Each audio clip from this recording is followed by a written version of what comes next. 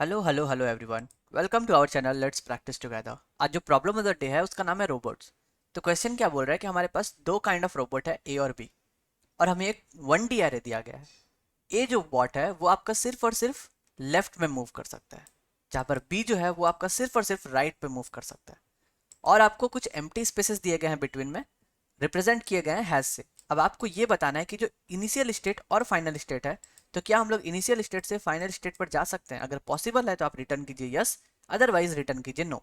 अब मैं इसको सिंप्लीफाई करता हूँ। क्वेश्चन क्या बोल रहा है, जैसे कि हमारे पास स्टेट वन जो है इनिशियल स्टेट दिया हुआ है has B has A has, और जो हमारा फाइनल स्टेट है वो दिया हुआ है हैज बी ए हैज। अब देखिए हम लोगों को पहले एम्प्टी स्पेस मिला, फाइनल स्टेट में भी एम्प्टी स्पेस है। उसके बाद हमारे पास बी है। क्या हम लोग बी को राइट में मूव कर सकते हैं? एकदम, क्योंकि B can only move right, B सिर्फ राइट ही मूव कर सकता है। तो हम लोगों ने बी को राइट मूव किया, और हम लोगों को जो फाइनल स्टेट में था बी, यहाँ पर हम लोगों को वो मिल गया। ए तो है अपनी जगह पे और हैज भी अपनी जगह पे, इसका मतलब ये पॉसिबल है, इसलिए हमने लिखा यस। ठीक है।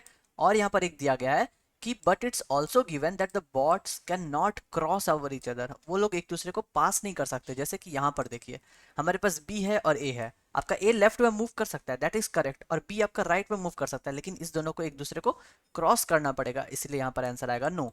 अब आप इसको कैसे बनाओगे? बहुत ईजी तरीका है। आप हम लोग क्या कर सकते हैं, सिंपली टू पॉइंटर का यूज कर सकते हैं, या फिर आप स्टैक के यूज करके भी बना सकते हैं। तो मैं आपको दोनों प्रोसेस बता दूंगा। देखिए पहले क्या करते हैं, अप्रोच बताता हूँ। हैज़ लिखा हमने, उसके बाद हमने बी लिखा, फिर हमने हैज़ लिखा, फिर हमने ए लिखा, और फिर हमने हैज़ लिखा।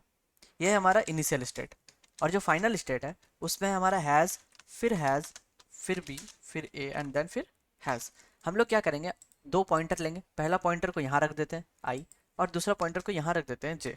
अब हम लोग क्या करेंगे, चेक करेंगे कि क्या दोनों में हैज़ है। बिल्कुल, जब तक हैज़ है ना आई को बढ़ा दो, एक कैरेक्टर आया तब हम लोग वहाँ पे रुक जाएंगे। यहाँ पे भी हैज़ है, जे को भी बढ़ा दिए, फिर से हैज़ है, जे को भी बढ़ा दिए। अब हम लोगों का आई और जे ना है वो किसी कैरेक्टर को पॉइंट कर रहा है। हम लोग चेक करेंगे कि क्या ये दो पॉइंटर जो है वो सेम कैरेक्टर को कर रहा है। अगर नहीं कर रहा है तो हम लोग यहीं पे रिटर्न कर देंगे, क्योंकि वो क्रॉस नहीं कर सकता ना एक दूसरे को। तो अगर हम लोगों को दोनों सेम नहीं मिल रहा है, हम लोग यहीं पर ब्रेक कर देंगे अपने लूप को, बोलेंगे कि नहीं ये पॉसिबल नहीं है। लेकिन अगर मैच कर गया तब हम लोग क्या करेंगे, अगर हम लोगों के पास बी है तब हम लोग चेक करेंगे ये वाला कंडीशन, ये जो लिखा हुआ है ना कि B can only move right. और बी राइट कब मूव कर सकता है? अगर हमारा इनिशियल स्टेट में बी यहाँ पर नहीं होकर के यहाँ रहता है एकदम स्टार्टिंग में ही, तब बताइए क्या पॉसिबल होता? नहीं होता, क्योंकि जे हमारा यहाँ पे ही रहता है अभी, और हमारा आई जो है वो यहाँ पहुँच गया है। और अब तो इसको पीछे जाना पड़ेगा ना, अगर ये वापस चाहिए तो इसको लेफ्ट में मूव करना होगा, विच इज़ नॉट पॉसिबल। तो यहाँ पर कंडीशन क्या आया कि अगर इसको लेफ्ट चेक करना है ना, तो हमारा कब होगा कंडीशन, कि जब हमारा आई जो है वो जे से बड़ा हो जाए। अगर हमारा आई जे से बड़ा हो गया इसका मतलब पॉसिबल ही नहीं है आपका, ये फाइनल स्टेट में जाना पॉसिबल ही नहीं है, क्योंकि ए जो है वो ऑलरेडी आगे बढ़ चुका है, हम लोगों को उसको पीछे मूव कराना है। सिमिलरली अगर हमारा ए जो है, सपोज हमारा ए है यहाँ पर, ठीक है, और इस जगह पर हमारा ए जो है वो यहाँ पर है, तो क्या ये पॉसिबल है? नहीं पॉसिबल है। क्यों? क्योंकि ये हमारा राइट में मूव कर रहा है, जबकि पॉसिबल नहीं है, a bot can only move left. ठीक है, तो इस कंडीशन में क्या हुआ, हमारा ए आई जो है वो जे से छोटा हो गया। जे तो यहाँ है ना, आई हमारा जे से छोटा हो गया, तो इस कंडीशन में भी हम लोग बोलेंगे कि ये पॉसिबल नहीं है। तो बस ये चार कंडीशन आपको माइंड में रखना है। तो चलिए हम लोग कोड करना शुरू करते हैं टू पॉइंटर यूज़ करके। हम लोग क्या करेंगे, पहले दो पॉइंटर ले लेंगे, एक ले लेते हैं आई, दूसरा ले लेते हैं जे। और हम लोगों को साइज से भी काम रखना है, दोनों का तो लेंथ सेम ही होगा S1 और S2 का, तो हम लोग एक लेंथ ले लेते हैं। ठीक है, यहाँ तक में कोई प्रॉब्लम नहीं होगा आपको। अब हम लोग क्या करते हैं, एक वाइल लूप लगाते हैं। वाइल लूप का कंडीशन तो पहला सिंपल है कि आई जो है वो आपका एन से छोटा होना चाहिए, एंड जे जो है वो भी आपका एन से छोटा होना चाहिए, क्योंकि अगर दोनों में से कोई भी एन क्रॉस कर दिया इसका मतलब कि पॉसिबल ही नहीं है। करेक्ट। अब देखिए हम लोग क्या करेंगे, पहला कंडीशन, अगर हमें हैज़ मिलता है दैट मीन्स एम्प्टी स्पेस मिलते हैं, तो अगर S1 के लिए हमें एम्प्टी स्पेस मिल रहा है, मान कि हैज़ मिल रहा है, तो हम लोग क्या करेंगे, सिंपली आई प्लस प्लस करेंगे, कोई प्रॉब्लम नहीं इसमें।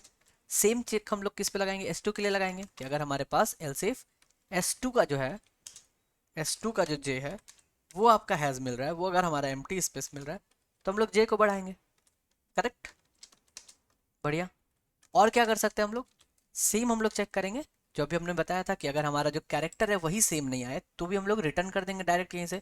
तो अब हम लोग बोल रहे हैं कि अगर हम लोग का S1 का आई जो है वो आपका इक्वल ही नहीं है किसके, S2 के जैसे, तो इसका मतलब है कि दोनों कैरेक्टर ही अलग है। अगर कैरेक्टर अलग है तो यहाँ पे पॉसिबल ही नहीं है, तो हम लोग बोलेंगे यहीं पे रिटर्न, और हम लोगों को स्ट्रिंग टाइप में रिटर्न करना है, इसलिए हम लोग क्या करेंगे, डबल कोट के अंदर डाल देते हैं नो।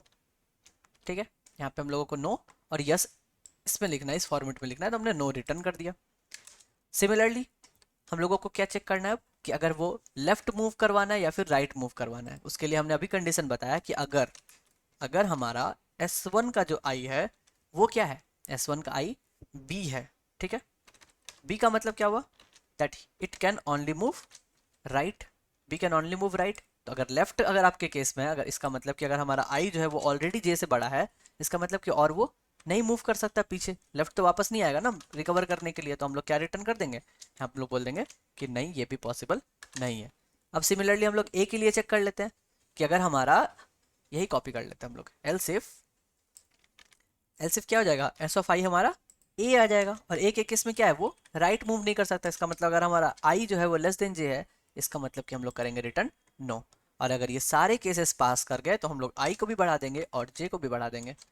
ठीक है, एल्स हम लोग क्या करेंगे, i plus plus and j plus plus, बस काम खत्म। और अगर ये पूरे फॉर लूप से वाइल लूप से बाहर आ जाता है तो इसका मतलब हो गया कि हम लोग ये कर सकते हैं। सो हम लोग बोलेंगे return yes that we can transpose. ठीक है, ट्रांसफॉर्मेशन यहाँ पर पॉसिबल है। तो चलिए कंपाइल एंड रन करते हैं। बहुत ही छोटा क्वेश्चन था, इजी क्वेश्चन था। यहाँ पर बस आपको ये कंसेप्ट ध्यान में रखना था कि ए को हम लोग लेफ्ट मूव नहीं करवा सकते और बी को हम लोग, ए को हम लोग लेफ्ट ही मूव करवा सकते हैं और बी को हम लोग सिर्फ राइट ही मूव करवा सकते हैं। ठीक है, तो आई होप आपको ये समझ में आया होगा। अब अगर हम लोग चाहें ना तो इस वाइल लूप से हम लोग सिंपल एक फॉर स्टैक यूज करके भी बना सकते हैं। स्टैक यूज करेंगे तो हम लोगों के पास क्या होगा, मैं आपको एल्गोरिदम बता देता हूँ और लिंक जो है वो डिस्क्रिप्शन में क्वेश्चन का, आप लोग खुद से जाके ट्राई कीजिए।